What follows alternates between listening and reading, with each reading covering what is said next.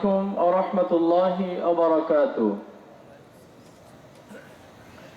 কেমন আছেন সবাই? আলহামদুলিল্লাহ। আলহামদুলিল্লাহ আলহামদুলিল্লাহ নাহমাদুহু ওয়া নাস্তাঈনুহু ওয়া নাস্তাগফিরুহু ওয়া নু'মিনু বিহি ওয়া নাতাওয়াক্কালু আলাইহি ونعوذ بالله من شرور أنفسنا ومن سيئات أعمالنا من يهده الله فلا مضل له ومن يضلله فلا هادي له ونشهد أن لا إله إلا الله وحده لا شريك له ونشهد أن محمدا عبده ورسوله أما بعد فإن خير الحديث كتاب الله وخير الهدي هدي محمد صلى الله عليه وسلم وشر الأمور محدثاتها وكل محدثة بدعة وكل بدعة ضلالة وكل ضلالة في النار. أعوذ بالله من الشيطان الرجيم. بسم الله الرحمن الرحيم. يا أيها الذين آمنوا اتقوا الله حق تقاته ولا تموتن إلا وأنتم مسلمون. وقال الله تعالى في موضع آخر: يا أيها الذين آمنوا اتقوا الله وقولوا قولا سديدا.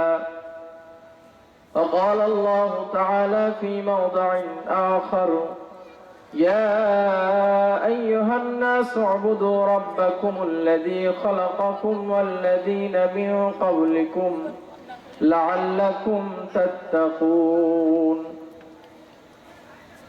قال رسول الله صلى الله عليه وسلم في الحديث عن النعمان رضي الله عنه قال: قال رسول الله صلى الله عليه وسلم: المؤمنون كرجل واحد إن اشتكى عينه اشتكى كله إن اشتكى رأسه اشتكى كله.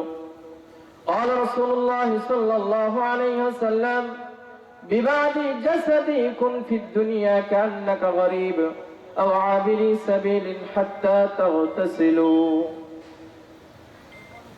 পৃথিবীতে কেউ স্থায়ী হয় না, হোক না সে ফেরাউন কিবা নমরুদ, কেউ ভবে চিরকাল রয় না। ঠিক না? পৃথিবীতে কেউ স্থায়ী হয় না, হোক না সে ফেরাউন কিবা নমরুদ, কেউ ভবে চিরকাল রয় না। পৃথিবীতে কেউ স্থায়ী হয় না। সম্মানিত উপস্থিতি, আলহামদুলিল্লাহ, সমস্ত প্রশংসা সমস্ত সিদ্ধসানা সেই মহান রব্বুল আলামিনের দরবারে, যে মহান রব্বুল আলামিন আমাদেরকে খুব চমৎকার একটি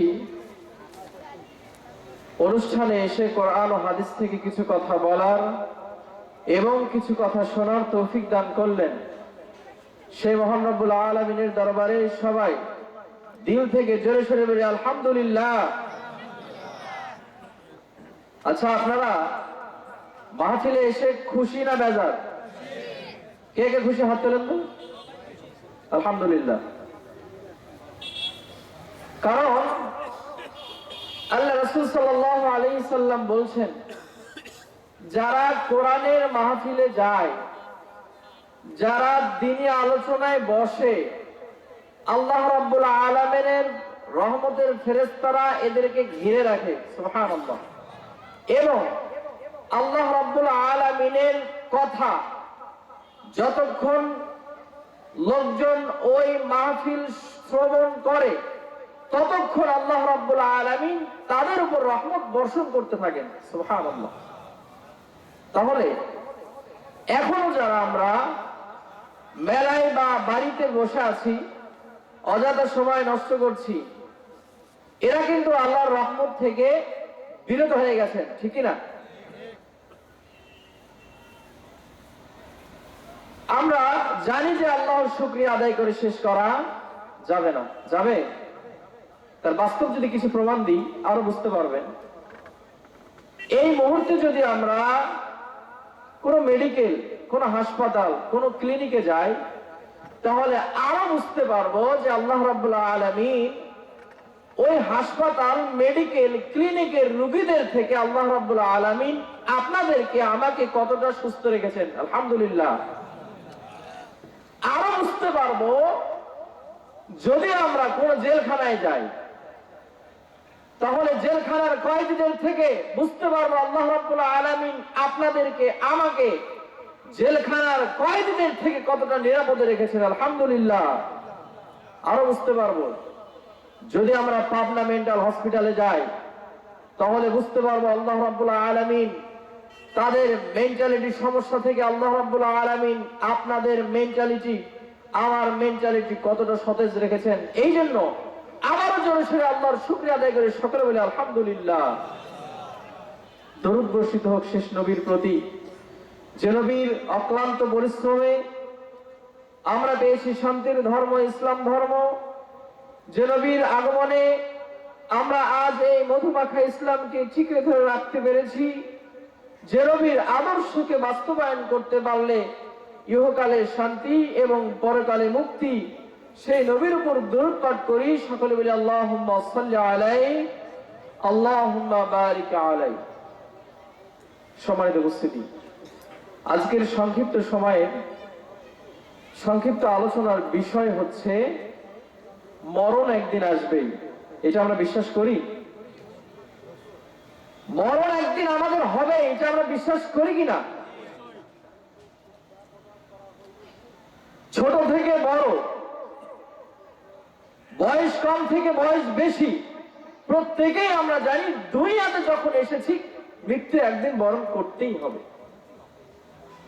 ঠিক না? আল্লাহ রাব্বুল আলামিন এই যে মৃত্যুবরণ করতে হবে, এই সম্পর্কে আল্লাহ রাব্বুল আলামিন কোরআনুল কারীমে বলছেন, কুল্লু নাফসিন যায়িকাতুল মাউত ওয়া ইন্নামা তুওয়াফাউনা উজুরাকুম ইয়াওমাল কিয়ামাহ। আল্লাহ রাব্বুল আলামিন বলছেন যে প্রত্যেক প্রাণীর মৃত্যুর স্বাদ গ্রহণ করতেই হবে। আদম আলাইহিস সালাম থেকে নিয়ে কিয়ামত পর্যন্ত যত মুমিন, মুসলমান সহ যত প্রাণী দুনিয়াতে আসবে, প্রত্যেকেই একদিন না একদিন মৃত্যুর স্বাদ গ্রহণ করতেই হবে। ওয়া ইন্নামা তুওয়াফাউনা উজুরাকুম ইয়াওমাল কিয়ামাহ।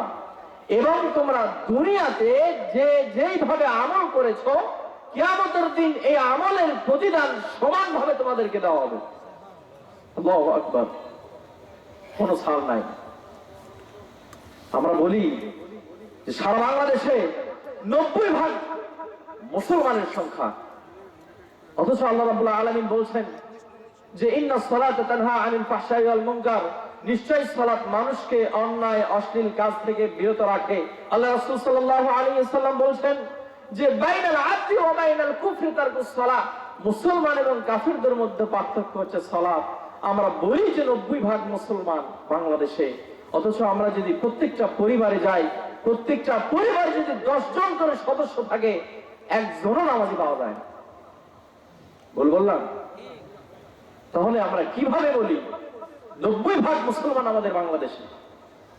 আল্লাহ রাসূল সাল্লাল্লাহু আলাইহি ওয়াসাল্লাম বলছেন, যদি কোনো ব্যক্তি নামাজ পড়ে, এই ব্যক্তি মুসলমান থাকবে। যদি কোনো ব্যক্তি নামাজ ছেড়ে দেয়, ওই ব্যক্তি মুসলমান থাকলো না। সেই ব্যক্তি নামের মুসলমান, কামের মুসলমান না। আল্লাহ রাসূল সাল্লাল্লাহু আলাইহি ওয়াসাল্লাম বলেন, মান তারাকা সালাতা মুতাআম্মিদান ফাকাদ কাফার, যে ব্যক্তি এক ওয়াক্ত সালাত ইচ্ছাকৃতভাবে ছেড়ে দেয় এই ব্যক্তি কাফের হয়ে যায়। নাউযুবিল্লাহ। অথচ আমাদের মন যখন চায় তখন মসজিদে যায়, মন যখন চায় না তখন আমরা মসজিদে যাই না। যুবক, দুঃখ তো তখনই লাগে যখন মসজিদে আযান হয়, তুমি মসজিদের সামনে দিয়ে খেলার মাঠে তুমি তোমার মূল্যবান সময় অপচয় করো, খেলার মাঠে দৌড়াও, কিন্তু তুমি মসজিদে আসো না। অথচ আল্লাহ রাব্বুল আলামিন দিন রাত 24 ঘন্টার মধ্যে 5 বার মসজিদ থেকে ডাকেন না? আমরা শুনি না? কিন্তু আমরা আল্লাহ রাব্বুল আলামিনের ডাককে উপেক্ষা করে আল্লাহ রাব্বুল আলামিনকে বুড়ো আঙুল দেখিয়ে আমরা মসজিদের সামনে দিয়ে হেঁটে চলে যাই। এখনো যদি বলা হয় যে আজকের ইশার সালাত কয়জন পড়েছেন, খুব কম সংখ্যক লোক বের হবে। সম্মানিত উপস্থিতি, রাসূল সাল্লাল্লাহু আলাইহি ওয়াসাল্লাম বলেন, আউয়ালু মা ইউহাসাবু বিহিল আবদু ইয়াওমাল কিয়ামাতি সালাহ, ফাইন সালাহাত সালাহা লাহু সাইরু আমালি ওয়া ইন ফাসাদাত ফাসাদা লাহু সাইরু আমালি। কিয়ামতের দিন যখন আদম সন্তানের প্রশ্ন পর্ব শুরু হবে, তখন সর্বপ্রথম প্রশ্ন করা হবে আমরা যে ইবাদতকে বুড়ো আঙুল দেখিয়ে চলি এই নামাজ সম্পর্কে। আল্লাহ রাসূল সাল্লাল্লাহু আলাইহি ওয়াসাল্লাম বলেন, যদি কোনো ব্যক্তির নামাজ কবুল হয়ে যায়, আল্লাহ রাব্বুল আলামিন যদি কোনো ব্যক্তির নামাজ কবুল করে নেয়, তাহলে তার সমস্ত আমল তার আল্লাহ রাব্বুল আলামিন কবুল করবেন। সুবহানাল্লাহ। পরবর্তী অংশে আল্লাহ রাব্বুল আলামিন রাসূল সাল্লাল্লাহু আলাইহি ওয়াসাল্লাম বলেন, যদি কারো নামাজ কবুল না হয়, কি কবুল না হয়? নামাজ যদি কোনো ব্যক্তির কবুল না হয়, তাহলে কিয়ামতের দিন ওই ব্যক্তির কোনো আমল আল্লাহর দরবারে কবুল হতে পারে না। আল্লাহ রাসূল সাল্লাল্লাহু আলাইহি ওয়াসাল্লাম বলেন, এইটা আপনার আমার মুখের কথা নয়। তাহলে কিয়ামতের দিন পার পেতে হলে কি করতে হবে? কি করতে হবে? নামাজ পড়তে হবে। চিন্তা করে দেখো না কবরে কি যাইবা না। চিন্তা আছে? চিন্তা করে দেখো না কবরে কি যাইবা না, যেই কবরে আল্লাহ ছাড়া সঙ্গী কাউরে পাইবা না, যেই কবরে আল্লাহ ছাড়া বন্ধু কেউ থাকবে না। চিন্তা করে দেখো না কবরে কি যাইবা না। আজান কানে শুনিয়া কেমনে থাকো ঘুমাইয়া, ঠিক না? আজান কানে শুনিয়া কেমনে থাকো বসিয়া, নামাজের কথা কি তোর একটু স্মরণ করো না। চিন্তা করে দেখো না কবরে কি যাইবা না, যেই কবরে আল্লাহ ছাড়া সঙ্গী কেহ থাকবে না। চিন্তা করে দেখো না কবরে কি যাইবা না। মৃত্যুবরণ করতে হবে না? আল্লাহ রাব্বুল আলামিন বলেন, ইয়া আইয়ুহাল্লাযীনা আমানু তাকুল্লাহ হাক্কা তুকাতিহি ওয়া লা তামুতুন্না ইল্লা ওয়া আনতুম মুসলিমুন। আল্লাহ রাব্বুল আলামিন বলেন, ইয়া আইয়ুহাল্লাযীনা আমানু তাকুল্লাহ, হে ঈমানদার লোকেরা তোমরা আমাকে ভয় করো। যেই রকম আমাকে ভয় করা দরকার, যেই রকম আমাকে ভয় করলে আমি আল্লাহ রাব্বুল আলামিন তোমাদের উপর খুশি থাকবো, ঠিক তেমনই ভয় করো। তার পরবর্তী অংশে বলছেন, ওয়ালা তামুতুন্না ইল্লা ওয়া আনতুম মুসলিমুন, তোমরা প্রকৃত মুসলমান না হয়ে মৃত্যুবরণ করিও না। অথচ আমরা নাকি মুসলমান, আমরা নাকি মুসলমান। সম্মানিত উপস্থিতি, প্রকৃত মুসলমান না হয়ে মৃত্যুবরণ করতে স্বয়ং আল্লাহ রাব্বুল আলামিন নিষেধ করেছেন। তাহলে কেন আমরা নামাজ পড়ি না? কেন আমরা নামাজ পড়ি না? আল্লাহ রাসূল সাল্লাল্লাহু আলাইহি সাল্লাম সাহাবীদেরকে বলছেন, হে সাহাবীরা, তোমাদের কারো বাড়ির সামনে যদি পুকুর থাকে, কি থাকে? একটা পুকুর থাকে, কোন ব্যক্তি যদি ওই পুকুরে দিন রাত 24 ঘন্টায় 5 বার গোসল করে, ওই ব্যক্তির গায়ে বা ওই ব্যক্তির শরীরে কি কোনো ময়লা থাকতে পারে? তখন সাহাবী বলছেন, ইয়া রাসূলুল্লাহ সাল্লাল্লাহু আলাইহি সাল্লাম, না, কোনো ময়লা থাকতে পারে না। আল্লাহ রাসূল সাল্লাল্লাহু আলাইহি সাল্লাম বলছেন, ঠিক তেমনই যেই রকম 5 বার গোসল করার কারণে ওই ব্যক্তির শরীরে কোনো ময়লা থাকতে পারে না, যদি কোনো ব্যক্তি 5 দিন রাত 24 ঘন্টায় 5 ওয়াক্ত সালাত সঠিকভাবে আদায় করে, তাহলে তার গুনাহ থাকতে পারে না। সুবহানাল্লাহ, সুবহানাল্লাহ।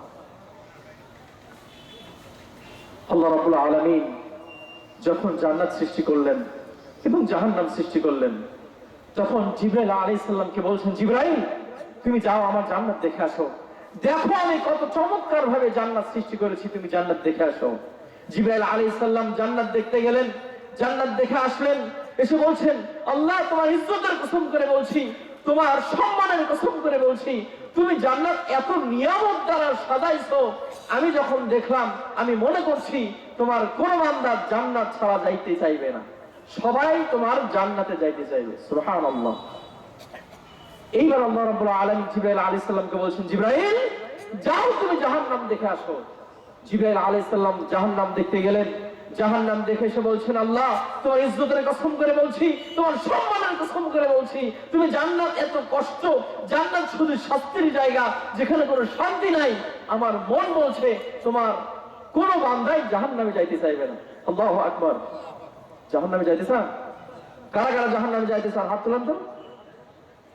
কোন বান্দা জাহান্নামে যাইতে চাই না, অথচ আমরা সালাত আদায় করি না।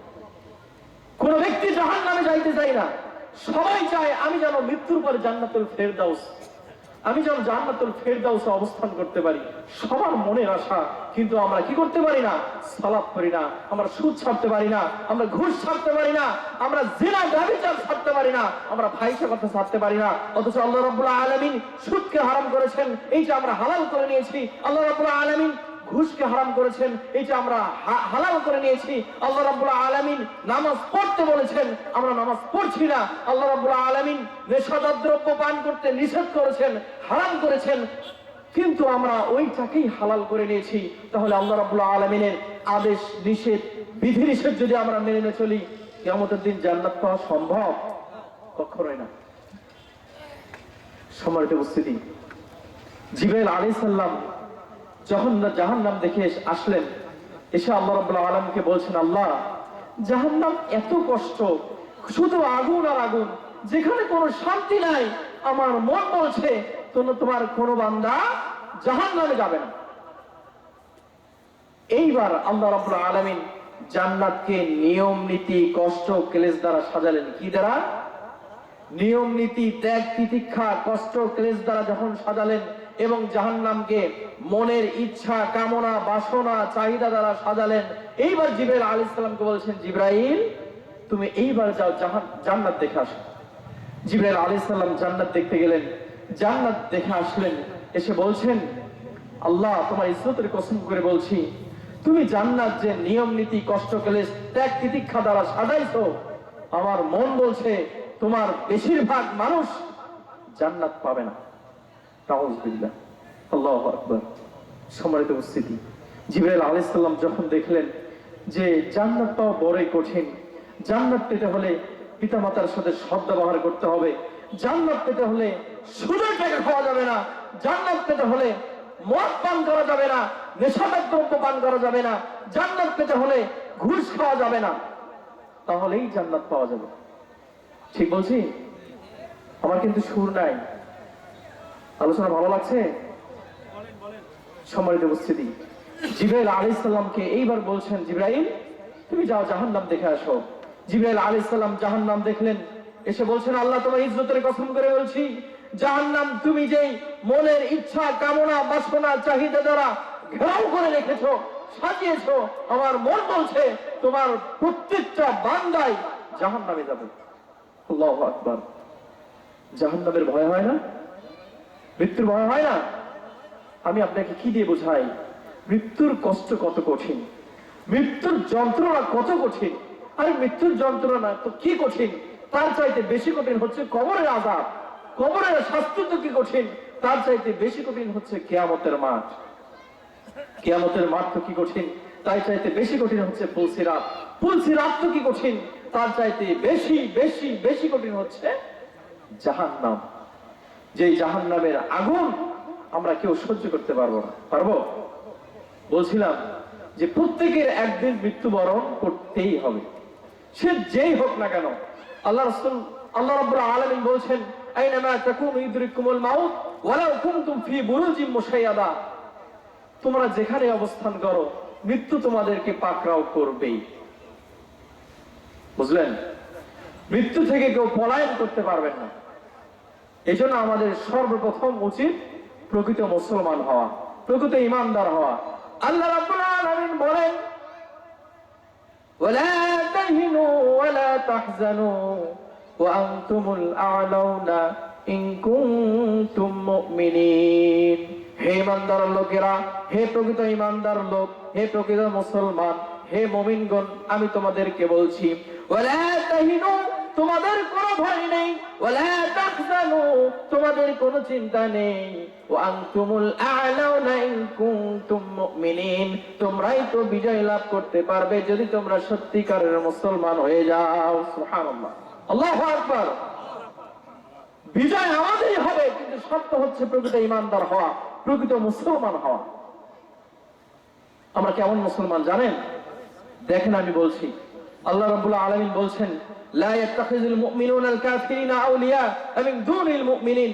প্রকৃত মুমিনদের বৈশিষ্ট্য হচ্ছে ওই বৈশিষ্ট্য, ওদের গুণাবলীর মধ্যে এমন একটা গুণাবলী থাকবে যে তারা নিজেদের মুসলিম ব্যতীত কখনো বিধর্মীদেরকে নিজেদের বন্ধু বা পৃষ্ঠপোষক বানাবে না।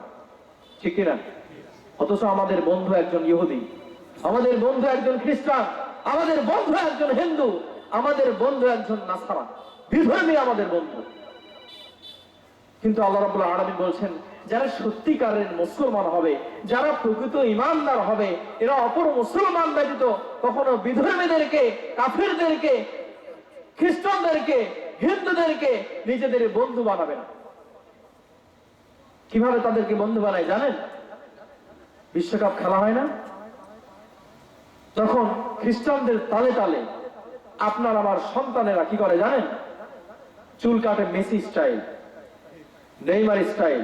কোন আলেম ওলামার ছাড় এটা? আমরা ইহুদিদেরকে সাপোর্ট করি, খ্রিস্টানদেরকে সাপোর্ট করি, তাহলে কিভাবে আমরা মুসলমান থাকলাম?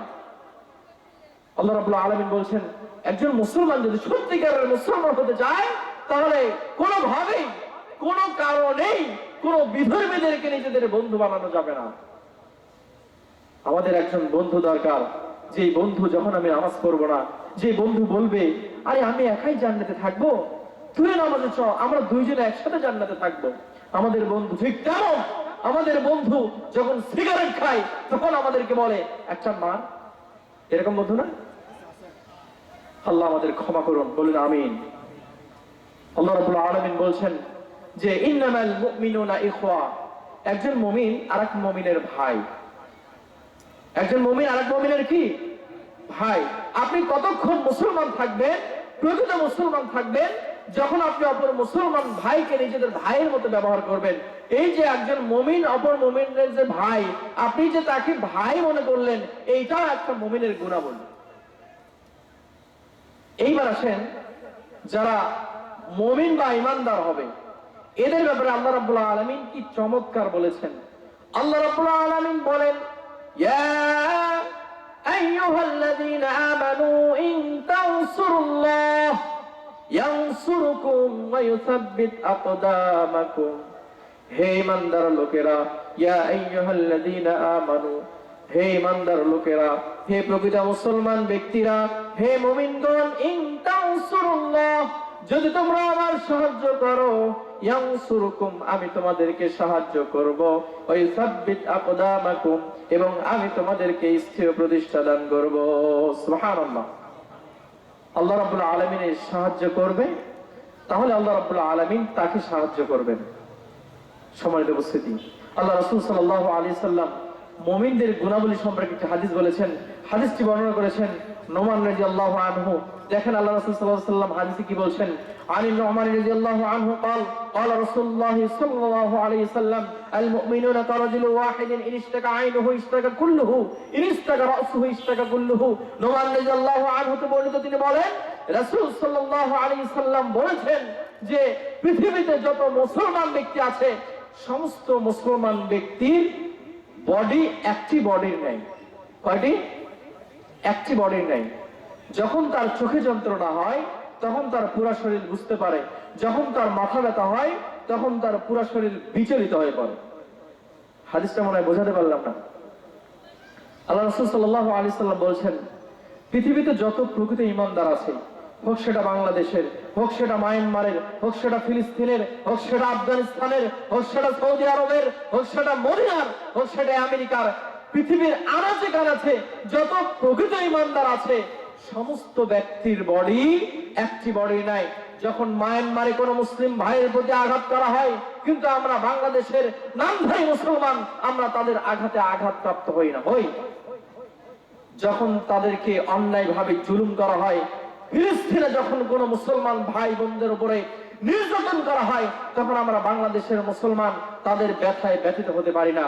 একটাই কারণ, কারণ আমরা এখনো প্রকৃত ঈমানদার হতে পারিনি। যদি প্রকৃত ঈমানদার হতাম তাহলে তাদের ব্যথায় আজকে আমরাও ব্যথিত হতাম।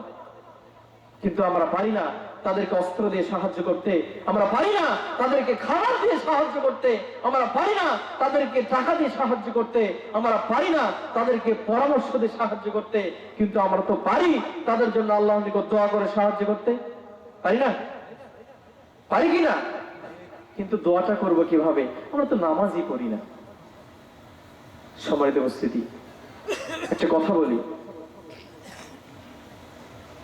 সমস্ত আদালতের বড় আদালত হচ্ছে নিজের বিবেক, তাই না? আপনার বিবেককে আপনি যে কোনো প্রশ্ন করেন, 5 মিনিট পরে হোক 10 মিনিট পরে হোক, আপনার বিবেক আপনাকে সঠিক উত্তর দিবেই দিবে ইনশাআল্লাহ। রাতের বেলা যখন শোবেন, লাইট বন্ধ করে দিবেন, চোখ বন্ধ করে দিবেন, অন্ধকার করবেন ঘর। 5টা মিনিট যখন নিস্তব্ধ, কোনো আওয়াজ আসছে না, তখন আপনি ভাববেন, এখন যদি আল্লাহ রাব্বুল আলামিন আমাকে ডেকে নিয়ে মৃত্যু হয়ে যায় যদি আমার, তাহলে আজকে সারাদিনের আমল দ্বারা আমি কি জান্নাত পাবো নাকি জাহান্নাম পাবো? যদি চিন্তা করেন, এইভাবে যদি আপনি একদিন চিন্তা করেন, 2 দিন চিন্তা করেন, 1 সপ্তাহ চিন্তা করেন, 1 মাস চিন্তা করেন, দেখবেন চিন্তা করতে করতে আল্লাহ রাব্বুল আলামিনের ভয় যখন আপনার ভিতরে ঢুকবে, একদিক দিয়ে আল্লাহর ভয় ঢুকবে, অপর দিক দিয়ে শয়তানের যতগুলো কাজ আছে সব আপনার থেকে বের হয়ে যাবে ইনশাআল্লাহ। ইনশাআল্লাহ বলেন, চিন্তা করবেন। প্রত্যেক দিন রাতের বেলা 5টা মিনিট ভাববেন। দেখেন, আমাদের জীবন থেকে কারো 20 বছর চলে গেছে, কারো 40 বছর চলে গেছে, কারো 60 বছর চলে গেছে। কয় বছর বাঁচবো আমরা? এখন হিসাব করলে দেখা যায় মানুষের গড় আয়ু হচ্ছে 60 থেকে 65 বছর, 70 বছর ধরলাম। 70 বছরের মধ্যে থেকে আমাদের 30 বছর পার হয়ে গেছে। আল্লাহ, এই 30 বছরের আমল দ্বারা যদি এখনই আমাদের মৃত্যুবরণ হয়, আমাদের কি অবস্থা হবে? কোথায় আমাদের স্থান পাবে? আল্লাহ রাসূল সাল্লাল্লাহু আলাইহি সাল্লাম বলছেন, একদিন এক সাহাবী রাস্তায় বসে থেকে কান্না করছেন। আল্লাহ রাসূল সাল্লাল্লাহু আলাইহি সাল্লাম সাহাবীদের পাশ দিয়ে অতিক্রম করছিলেন। এমন সময় দেখলেন যে একজন সাহাবী রাস্তায় বসে থেকে কান্না করছেন।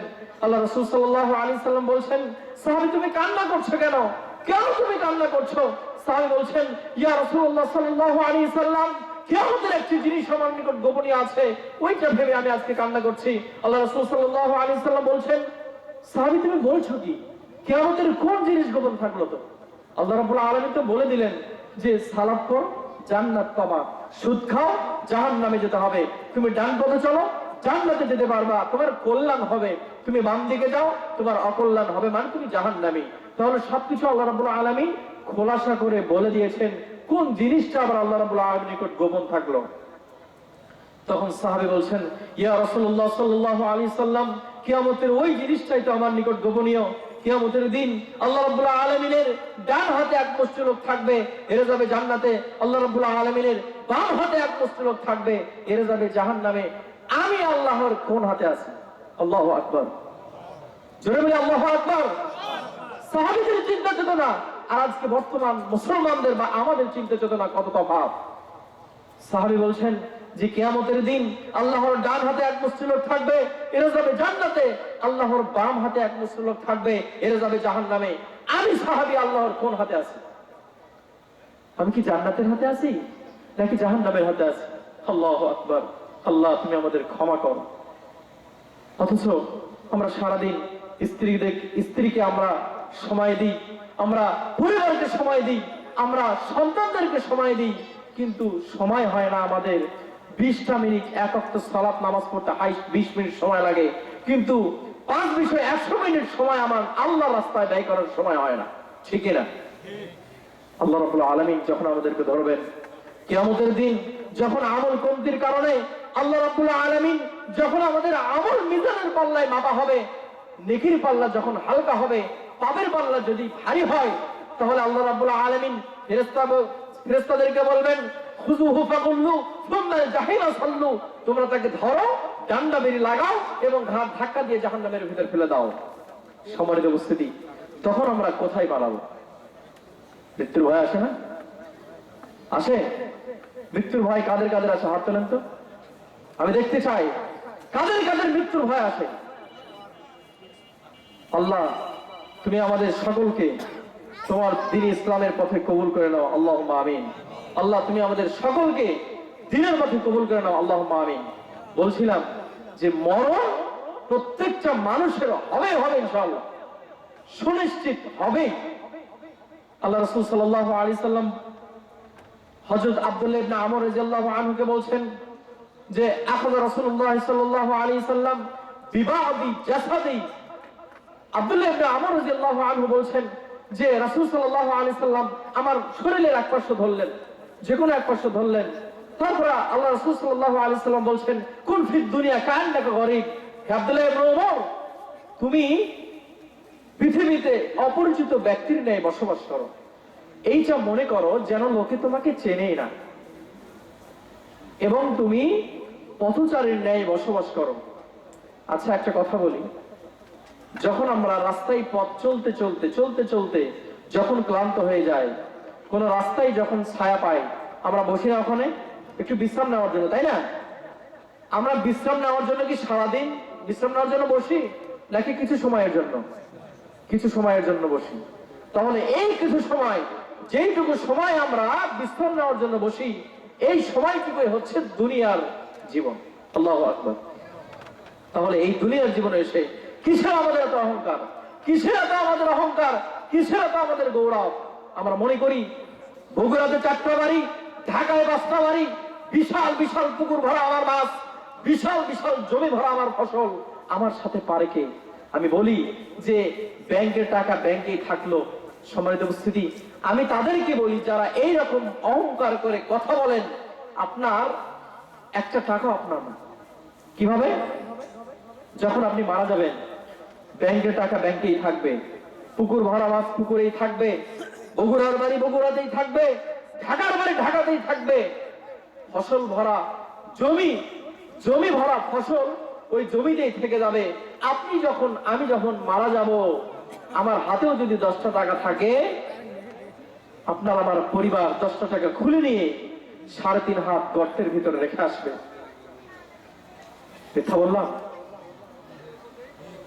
যদি খাইতে খাইতে আপনি মারা যান, যেটুকু খাবার আপনি খেয়েছেন ওইটুকু আপনার ছিল, আপনার হাতের খাবার আপনার মারা যাওয়ার পর আপনার হাতের খাবারটুকু ঝেড়ে ফেলে কোন কুকুরকে দেওয়া হবে, কোন পশুকে দেওয়া হবে, আপনার পরিবার আপনার খাবার খাবে না। সম্মানিত উপস্থিতি, তার মানে যে প্লেটে আপনি খাবার নিয়ে বসে আছেন, ওই খাবারও আপনার না। তাহলে কেন এত অহংকার করেন?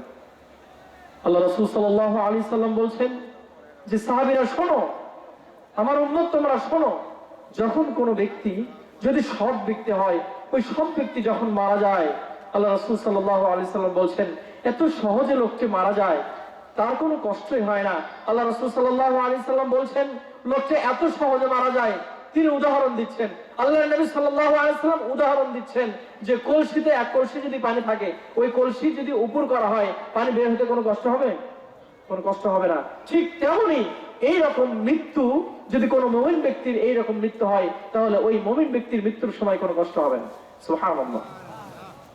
আল্লাহ রাসূল সাল্লাল্লাহু আলাইহি সাল্লাম বলছেন ওই জায়গাতেই যদি কোনো কাফের ব্যক্তি থাকে, কোনো খ্রিস্টান ব্যক্তি থাকে, যদি বেনামাজি থাকে, তার মৃত্যুর যন্ত্রণা হচ্ছে কোন বকরির চামড়া জবাই না করে যদি চেনে হেঁচে খুলে নেওয়া হয়, কষ্ট হবে কিনা? এর থেকেও বেশি কষ্ট হয় যখন কোনো কাফের ব্যক্তির মৃত্যু হয়ে যায়। আল্লাহু আকবার। আল্লাহ রাসূল সাল্লাল্লাহু আলাইহি সাল্লাম বলছেন, এরপরে যখন মুমিন ব্যক্তিকে কবরে রেখে আসা হয়, কবরে দুইজন ফেরেশতা আসেন, মুনকার নাকির, তাকে উঠে বসান, তিনটা প্রশ্ন করেন, মান রব্বুকা, তোমার রবকে। লোকটি যদি মুমিন হয় তাহলে প্রশ্নের উত্তর দেয়, রব্বি আল্লাহ, আমার রব আল্লাহ। লোকটাকে আবার প্রশ্ন করা হয়, মান দীনুকা, তোমার দিন কি? তখন লোকটি উত্তর দেয়, দীনি আল ইসলাম, আমার দিন হচ্ছে ইসলাম। লোকটিকে আবার জিজ্ঞাসা করা হয়, মান নবিয়ুকা, তোমার নবীকে?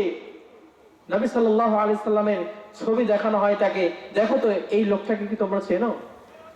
তখন লোকটি যদি মুমিন ব্যক্তি হয় বলে, হ্যাঁ, এটা তো আমাদের শেষ নবী জনাবে মুহাম্মদ রাসূলুল্লাহ সাল্লাল্লাহু আলাইহি সাল্লাম। লোকটিকে আরেকটা প্রশ্ন করা হয়, তুমি কিভাবে জানলে এইটা তোমাদের শেষ নবী? লোকটি উত্তর দেয় যে আমি তার সম্পর্কে জেনেছি, আমি কোরআন হাদিস পড়েছি এবং আমি তার সম্পর্কে জেনেছি বিধায় আমি আজকে বলতে পারলাম। যখন তিনটা চারটা প্রশ্নের উত্তর সে ব্যক্তি অটোমেটিক দিতে পারে, আসমান থেকে একটা আওয়াজ আসে, হে আমার ফেরেশতারা, আমার বান্দা সঠিক বলেছে, অর্থাৎ তুমি তার জন্য জান্নাতের পোশাক তার গায়ে পরিয়ে দাও, সুবহানাল্লাহ। তার জন্য জান্নাতের বিছানা বিছিয়ে দাও, সুবহানাল্লাহ। এবং তার জন্য তার কবর এবং জান্নাতের একটা সম্পৃক্ত করে দাও, আল্লাহু আকবার। এবং তার কবরকে প্রশস্ত করে দাও। আল্লাহ রাসূল সাল্লাল্লাহু আলাইহি সাল্লাম বলছেন, তার কবরকে কতটা প্রশস্ত করা হয় জানেন?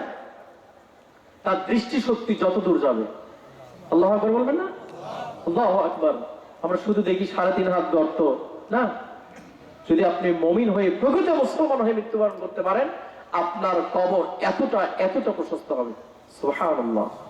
আল্লাহ রাসূল সাল্লাল্লাহু আলাইহি সাল্লাম বলছেন, যদি কোনো কাফের ব্যক্তি এই জায়গায় উপস্থিত হয়, মৃত্যুর পরে যদি কোনো কাফের ব্যক্তির মৃত্যু হয়ে কবরে যখন রেখে আসা হয়, তখন তাকে মুনকার নাকির প্রশ্ন করে, মান রব্বুকা, তোমার রবকে? লোকটা যতই দুনিয়াতে পড়ুক যে আমার রব আল্লাহ, আমার দিন ইসলাম, আমার নবী মুহাম্মদ রাসূলুল্লাহ সাল্লাল্লাহু আলাইহি সাল্লাম, লোকটা যতই দুনিয়াতে প্রশ্ন পড়ুক এবং উত্তর মুখস্থ রাখুক, কাফের হওয়ার জন্য কবরের মধ্যে সেই ব্যক্তি বলবে, হ্যাঁ আফসোস, আমি তো কিচ্ছু জানি না। লোকটাকে যখন প্রশ্ন করা হবে যে মান দীনুকা, তোমার দিন কি? লোকটা বলবে যে হ্যাঁ আফসোস, আমি তো কিচ্ছু বলতে পারছি না। লোকটাকে আল্লাহ রাসূল সাল্লাল্লাহু আলাইহি সাল্লামের ছবি দেখানো হবে, দেখো তো এই ব্যক্তিকে তোমরা চেনো? তখন কাফের ব্যক্তি বলবে, লোকে যা বলতো আমিও তাই বলতাম, এই ব্যক্তির সম্পর্কে কত গালি দিয়েছি, নাউযুবিল্লাহ। তখন আল্লাহ রাব্বুল আলামিন আসমান থেকে একটা আওয়াজ আসবে যে আমার মিথ্যা বান্দা মিথ্যা কথা বলেছে, অতএব তুমি তার গায়ে জাহান্নামের পোশাক পরিধান করে দাও। নাউযুবিল্লাহ, নাউযুবিল্লাহ বলবেন না? জাহান্নামের পোশাক। আল্লাহ রাসূল সাল্লাল্লাহু আলাইহি সাল্লাম বলছেন, তার জন্য তুমি জাহান্নামের বিছানা বিছিয়ে দাও এবং কবরকে হুকুম দেওয়া হয় তাকে এমন ভাবে চাপ দাও, এক পাশের পাঁজরের হাড় অপর পাশে ঢুকে যায়। সম্মানিত উপস্থিতি, দুনিয়াতে একটা লাঠির আঘাত আমরা সহ্য করতে পারি না, মরার পর কবরের মধ্যে যখন আমাদের এক পাশের হাড় যখন চাপ দিয়ে আরেক পাশে ঢুকে যাবে, তখন আমরা কোথায় যাব?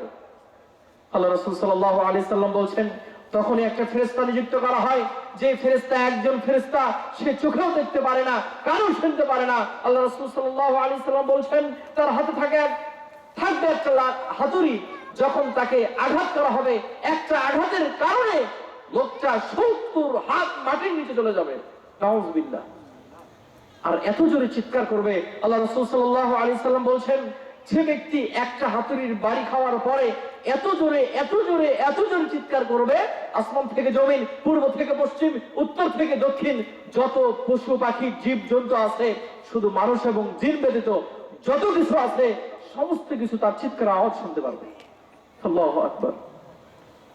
আল্লাহ রাসূল সাল্লাল্লাহু আলাইহি সাল্লাম বলছেন, কবরের মধ্যে যে হাতুড়ি দ্বারা আঘাত করা হবে, ওই হাতুড়ি দ্বারা দুনিয়াতে যদি কোনো বিরাট পাহাড়ে আঘাত করা হয়, তাহলে ওই পাহাড় ধূলিকণায় পরিণত হয়ে যাবে। কিছু মনে করছেন না? তারপরেও আপনার আল্লাহর ভয় আসছে না?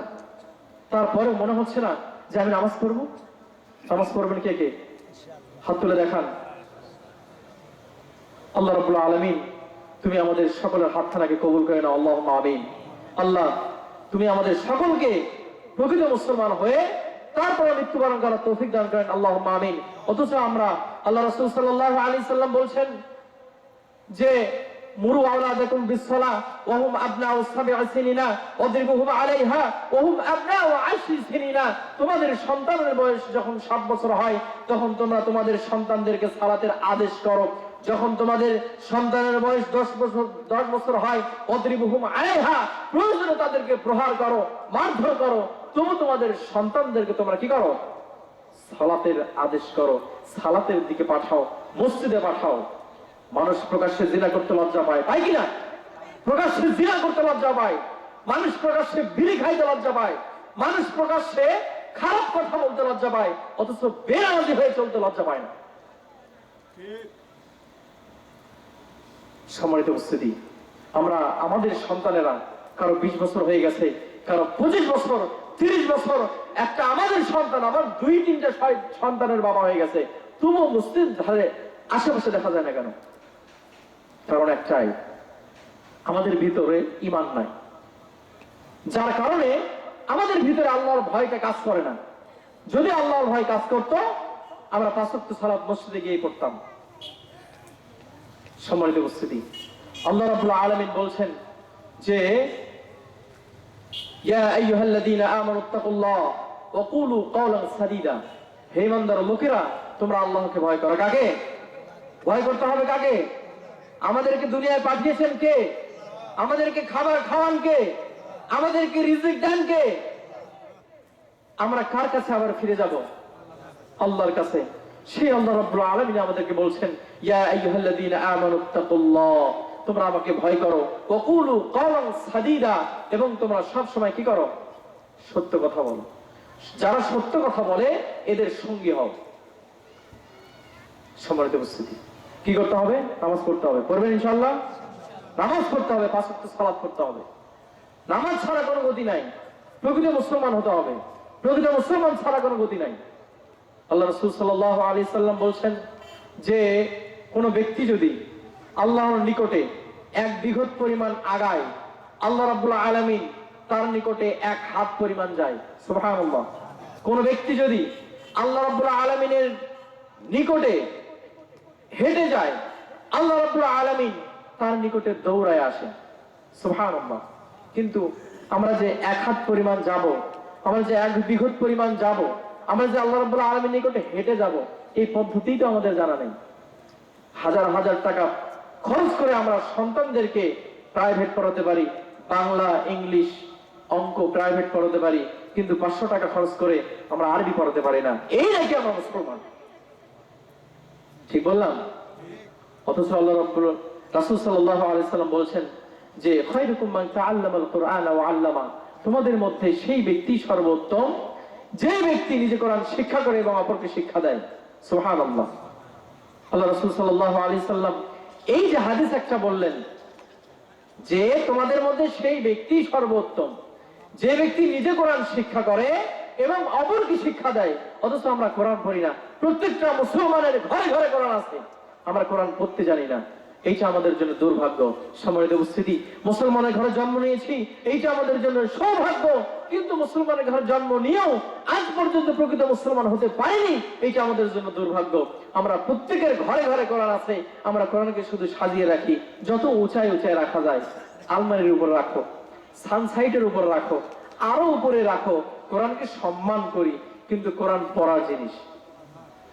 আল্লাহ রাব্বুল আলামিন যেন আমাদের সকলকে কোরআন সঠিকভাবে শিক্ষা করার তৌফিক দান করেন, আল্লাহুম্মা আমিন। আল্লাহ রাব্বুল আলামিন যেন আমাদের সকলকে 5 ওয়াক্ত সালাত জামাতের সহিত আদায় করার তৌফিক দান করেন, আল্লাহুম্মা আমিন। সময় সংক্ষিপ্ত, আমাদের দ্বিতীয় বক্তা আমাদের সামনে উপস্থিত হয়েছেন, আমরা সকলে তার ওয়াজ শুনবো ইনশাআল্লাহ। শুনবো না? ইনশাআল্লাহ। আর বিশেষ করে পদ্মপাড়া পূর্বপাড়া মোল্লাবাড়ি যুব সমাজের উদ্যোগে যে আজকে তাফসীরুল কোরআন মাহফিল প্রথম অধিবেশন, এখানে ওনারা চাইলেই কিন্তু কনসার্ট করতে পারতো না? কনসার্ট যদি করা হতো, আমার মন বলে এখানে জায়গা দেওয়া যেত না। অথচ আজকে একটা তাফসীরুল কোরআন মাহফিল, মানে এত বড় একটা এলাকা, লোক নাই, তাফসীরুল কোরআন মাহফিল লোক পায় না। কিন্তু যদি কনসার্ট করা হতো, যদি বলা হতো যে ঠিক 5টায় অনুষ্ঠান শুরু হবে, ঢাকা থেকে শিল্পী আসবে, তাহলে লোকজন জোহর নামাজ পড়ে এসে সামনের জায়গায় স্থান নিত। ঠিক বললাম? আল্লাহ আমাদের সকলকে হেদায়েত দান করুন, আল্লাহুম্মা আমিন। যেটা বলছিলাম যে এই মোল্লাবাড়ির যুব সমাজের উদ্যোগে যে আজকে তাফসীরুল কোরআন মাহফিল, আপনারা সকলেই মন থেকে, অন্তরের অন্তরস্থল থেকে তাদের জন্য দোয়া করবেন। আল্লাহ রাব্বুল আলামিন যেন তাদের সকলকে সর্বপ্রথম হেদায়েত দান করেন, আল্লাহুম্মা আমিন। আল্লাহ রাব্বুল আলামিন যেন তাদের সকলকে 5 ওয়াক্ত নামাজি হওয়ার তৌফিক দান করেন, আল্লাহুম্মা আমিন। আপনারা আজকের আয়োজনে খুশি না বেজার? আমরা চাই, আমি তো মনে করি যে সারা বাংলাদেশে যে পরিমাণ ওয়াজ মাহফিল হয়, প্রত্যেকটা মাহফিলে প্রত্যেক বছরে যদি মাহফিল প্রতি একজন করেও যদি নামাজি হতো, মসজিদে নামাজের জায়গা দেওয়া যেত না। অথচ আমরা নামাজ পড়ি না, রাত 12টা 1টা পর্যন্ত অশনি, ফজর নামাজে মুসল্লি খুঁজে পাওয়া যায় না। আল্লাহু আকবার। আল্লাহ তুমি আমাদেরকে হেদায়েত দান করো, আল্লাহুম্মা আমিন। আল্লাহ তুমি আমাদেরকে হেদায়েত দান করো, আল্লাহুম্মা আমিন। সর্বশেষ একটা উদাহরণ দিয়েই আজকের আলোচনা শেষ করবো ইনশাআল্লাহ, আমার তৌফিক ইল্লা বিল্লাহ। উদাহরণটা হচ্ছে, দুনিয়াতে যদি কোনো আগুনের দ্বারা, কোনো কাঠির দ্বারা আমাদের শরীরের কোনো অংশ পুড়ে যায় বা কেটে যায়, উদাহরণটা ভালো করে শুনবেন। যদি কোনো আগুনের দ্বারা, কোনো কাঠির দ্বারা শরীরের কোনো অংশ পুড়ে যায় বা কেটে যায়, তাহলে আমরা প্রথমে কোথায় যাই? গ্রামের কমিউনিটি ক্লিনিক, যেখান থেকে সরকারি ওষুধ দেওয়া যায় কিনা, সেখানে ওষুধ খাই। যখন দেখি সেইখানের ওষুধ কাজে লাগে না, তাহলে চলে যায় বগুড়া মেডিকেল কলেজ হাসপাতালে, সেখানে হাজার হাজার টাকা খরচ করি। যখন দেখি না সেখানকার ওষুধ খেয়েও তো আমার শরীরের কোনো উপকার হচ্ছে না, তখন আমরা চলে যাই ঢাকা মেডিকেল কলেজ হাসপাতালে, আরো বড় বড় ডাক্তারের কাছে যাই। ঠিক না? যখন দেখি বাংলাদেশের কোন এমবিবিএস ডাক্তার দ্বারা আমার শরীরের কাটা ঘা ফোড়া ভালো হচ্ছে না, তখন আমরা চলে যাই বাহির রাষ্ট্রে, বিভিন্ন দেশে যাই। উদ্দেশ্য কি? আমার শরীরের ক্ষত জায়গাটা ভালো হওয়া, এইটাই উদ্দেশ্য। সম্মানিত উপস্থিতি, দুনিয়াতে নামাজ পড়েন না, আমল কম করেন, মিথ্যা কথা বলেন, গাঁজা খান, বিড়ি খান, সুদ খান, ঘুষ খান, তামাক খান, জর্দা খান, গুল খান, গু খান, আরো যা খান, এতগুলো খাওয়ার পরেও আমল আপনি কম করছেন। কিয়ামতের দিন যখন আপনার আমার আমল মিজানের পাল্লায় মাপা হবে, যখন এই খারাপ কাজগুলো করার কারণে আপনার নেকির পাল্লা হালকা হবে। কি হবে? নেকির পাল্লা যখন হালকা হবে, পাপের পাল্লা যখন ভারী হবে, নেকির পাল্লা যখন উপর দিকে উঠে যাবে, পাপের পাল্লা যখন নিচের দিকে দেবে যাবে, তখন আল্লাহ রাব্বুল আলামিন ফেরেশতাদেরকে বলবেন, ফেরেশতারা খুযুহু ফাগুল্লু সুম্মা জাহিমা সাল্লু, তোমরা তাকে ধরো, ডান্ডা বেরি লাগাও, শিকল লাগাও, ঘাড় ধাক্কা দিয়ে জাহান্নামের ভিতর ফেলে দাও। তখন আমরা কোথায় যাব? কোন এমবিবিএস এর কাছে যাব? কোন ডাক্তারের কাছে যাব যে ফেরেশতা ডাক্তার, আজকে জাহান্নামের আগুন দ্বারা শরীরের বাম অংশ আমার পুড়ে ঝলসে যাচ্ছে। ডাক্তার, যে ফেরেশতা, শরীরের বাম অংশ আমার পুড়ে যাচ্ছে, পুরো শরীর জাহান্নামের আগুন দ্বারা ঝলসে যাচ্ছে, পুড়ে যাচ্ছে, আমি তো জাহান্নামের আগুন সহ্য করতে পারছি না। ফেরেশতা, তুমি একটু আল্লাহর কাছে যাও এবং আমার শাস্তি মাফ করে নাও। পারবে? আল্লাহ রাব্বুল আলামিন যদি আপনাকে ক্ষমা করেন, আপনি মাফ পেয়ে যাবেন। কিন্তু যদি ক্ষমা না করেন, তাহলে আপনার আমার জন্য খুব ভয়ঙ্কর শাস্তি অপেক্ষা করছে। আল্লাহ রাব্বুল আলামিন যেন আজকের মাহফিলটাকে কবুল করে নেন, আল্লাহুম্মা আমিন। আমি দোয়া করি যে আজকের মাহফিলে যতগুলো লোক আসছেন, এর ভিতর থেকেও যদি 5 জন ব্যক্তি যদি নামাজ ধরে, তাহলে এই 5 জনের জন্য পুরা মাহফিলের যারা আয়োজন করেছে সকলেই সওয়াব পাবেন। পাবে না? আল্লাহ তুমি আমাদের সকলকে দ্বীনি খেদমতে কবুল করে নাও, আল্লাহুম্মা আমিন। আমি আপনাদের গ্রামের সন্তান, তাই না? আমার জন্য খাস করে দোয়া করবেন, আল্লাহ রাব্বুল আলামিন যেন আমাকে দ্বীনের খাদেম হিসেবে কবুল করে নেন, আল্লাহুম্মা আমিন। বিশেষ করে আমার বাবা 2015 সালের ফেব্রুয়ারি মাসের 12 তারিখে দুনিয়া থেকে বিদায় নিয়ে চলে গেছেন। আমার বাবার জন্য দোয়া করবেন। সঙ্গে সঙ্গে এই এলাকায় যত মুসলমান ব্যক্তি, পুরুষ বা মহিলা কবরে শায়িত আছেন, বা আদম আলাইহিস সালাম থেকে নিয়ে আজ পর্যন্ত যত মুমিন মুসলমান দুনিয়া থেকে বিদায় নিয়ে চলে গেছেন, আল্লাহ তোমার নিকট দোয়া করি তুমি সকলকে জান্নাতবাসী করো, আল্লাহুম্মা আমিন। আমরা এখন যেভাবে বসে আছি আল্লাহ, তুমি আজকের আমল আমাদের কবুল করে নিয়ে কিয়ামতের দিন হিসাব নিকাশের পরে আমরা যেন জান্নাতুল ফেরদাউসে এইভাবেই বসে থাকতে পারি। আল্লাহ তুমি আমাদের সকলকে কবুল করে নাও, আল্লাহুম্মা আমিন। এই বলে আজকের সংক্ষিপ্ত আলোচনা শেষ করছি।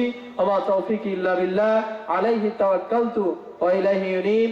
সুবহানাকা আল্লাহুম্মা ওয়া বিহামদিকা আশহাদু আল্লা ইলাহা ইল্লা আনতা আস্তাগফিরুকা ওয়া আতুবু ইলাইক। আসসালামু আলাইকুম ওয়া রাহমাতুল্লাহ।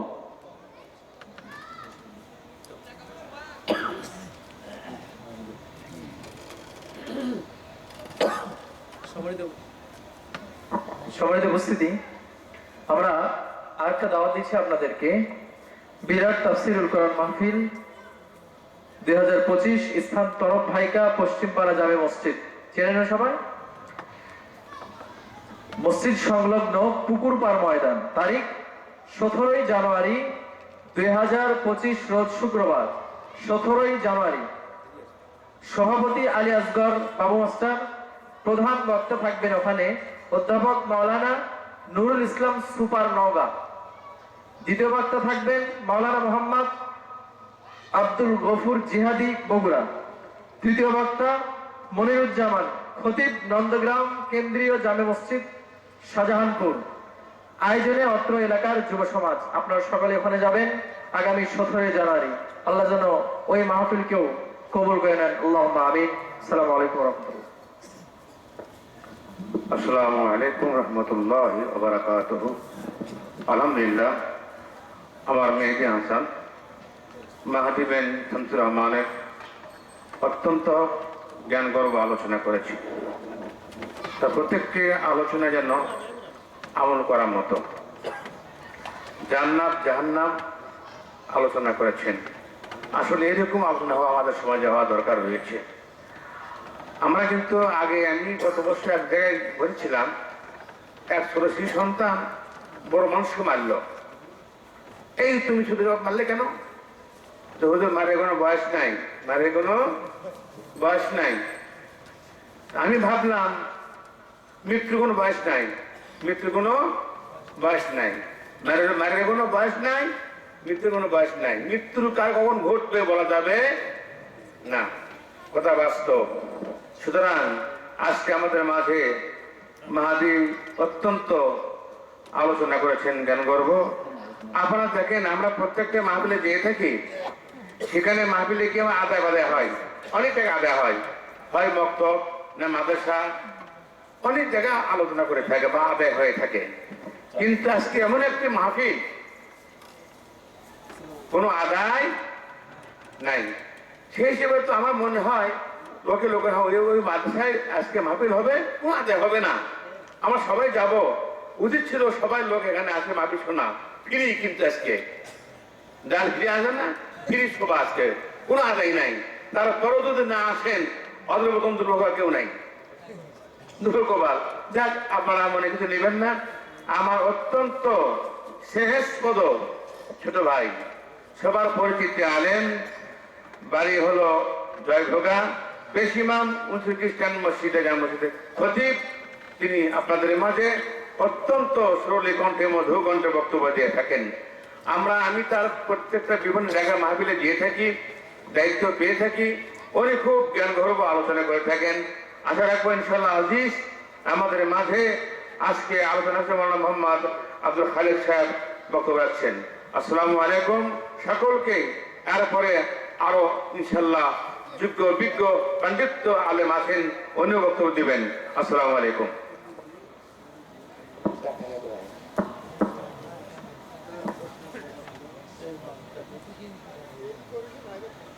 আসসালামু আলাইকুম ওয়া রাহমাতুল্লাহি ওয়া বারাকাতুহু।